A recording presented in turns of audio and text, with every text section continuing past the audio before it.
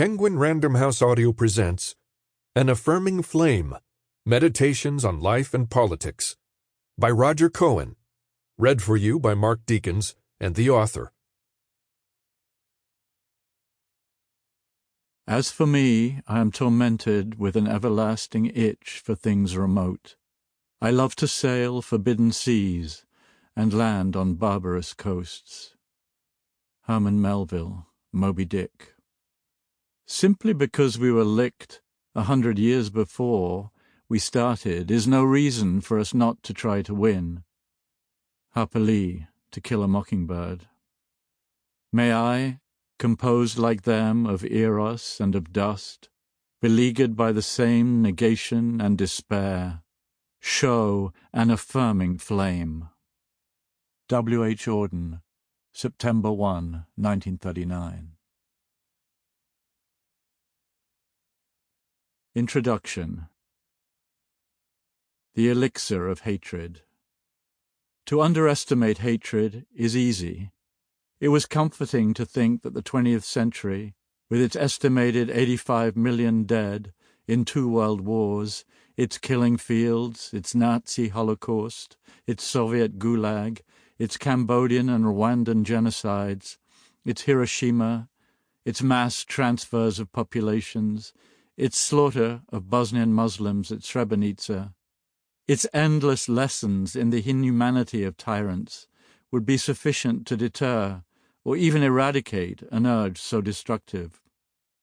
President Bill Clinton suggested in 1997 that great power territorial politics were over.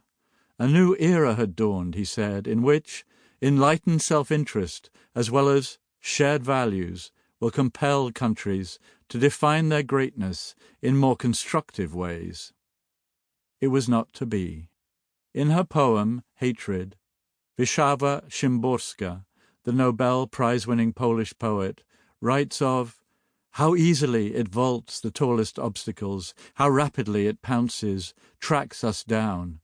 Hatred, its face twisted in a grimace of erotic ecstasy. How listless, how wan are other feelings. Since when does brotherhood draw crowds, she writes? Has compassion ever finished first? Hatred, let's face it, it knows how to make beauty, the splendid fireglow in midnight skies, magnificent bursting bombs in rosy dawns. People say hatred is blind. No, retorts Szymborska, it has a sniper's keen sight and gazes unflinchingly at the future, as only it can. Clinton was far from alone in his Panglossian view. To think like this on the eve of the millennium was seductive, but it was to succumb to an illusion. The ghosts of repetition that haunt history do not go quietly. Hatred is an elixir, a potent political bomb, a seductive answer to the unbearable banality of life. It ushers the lone individual into a consoling tribe. It brings to tired faces a rictus of arousal at the sight of the Saviour. Szymborska was right. The eros of hatred is potent. It replaces pointlessness with purpose. It is always available to the nationalist demagogue, ready to identify scapegoats, promise vengeance, and whip a pliant or algorithmic populace into a baying frenzy. It propagates what the poet Paul Celan called the 1,000 darknesses of murderous speech.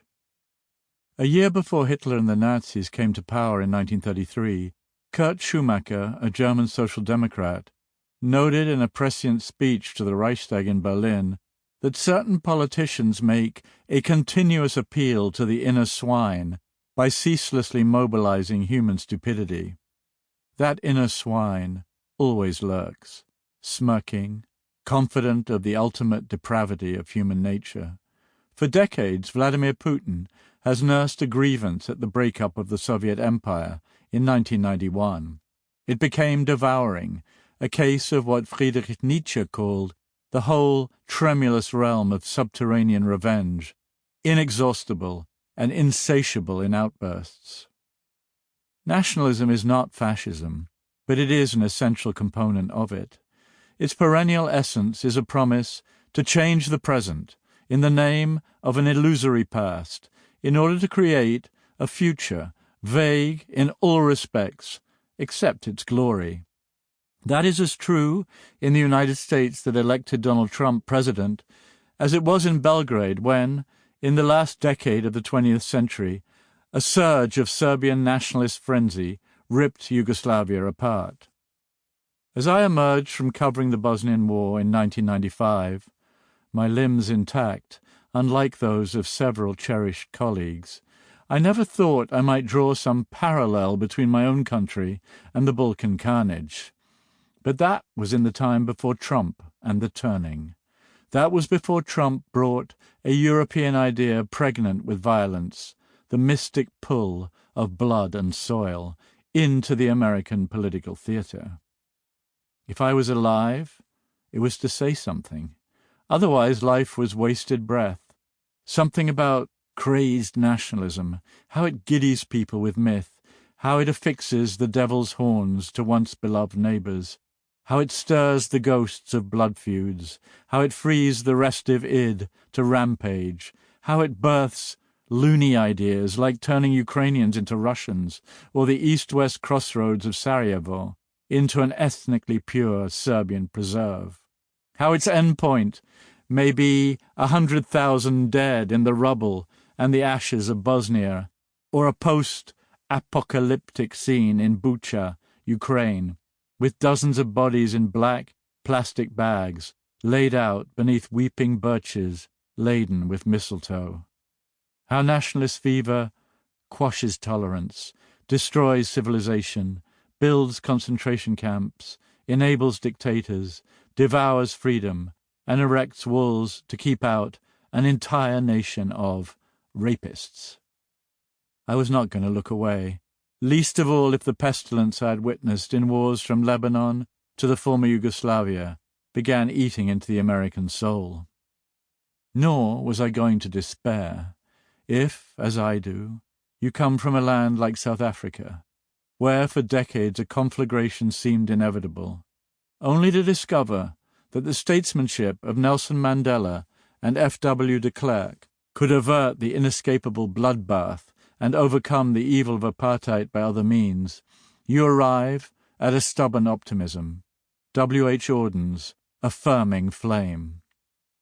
I like to visit the Constitutional Court in Johannesburg, guardian of the progressive 1996 Constitution that is the foundation of the new South Africa. It stands adjacent to the site of the old fort, where both Mohandas Gandhi and Nelson Mandela were imprisoned. In the courtroom itself, the 11 judges look out of windows set at the level of the feet of passers-by, a reminder that they are there to serve the people. A fire burns outside, the flame of democracy. In front of it, the preamble to the Constitution is engraved. We, the people of South Africa, recognize the injustices of our past, honor those who suffered for justice and freedom in our land, respect those who have worked to build and develop our country, and believe that South Africa belongs to all who live in it, united in our diversity. The road to racial justice in the United States has been equally long. My American patriotism, which is to nationalism as love is to loathing, could only engage me in the same fight for dignity and equality. So does the oath to uphold the Constitution that I made in becoming an American.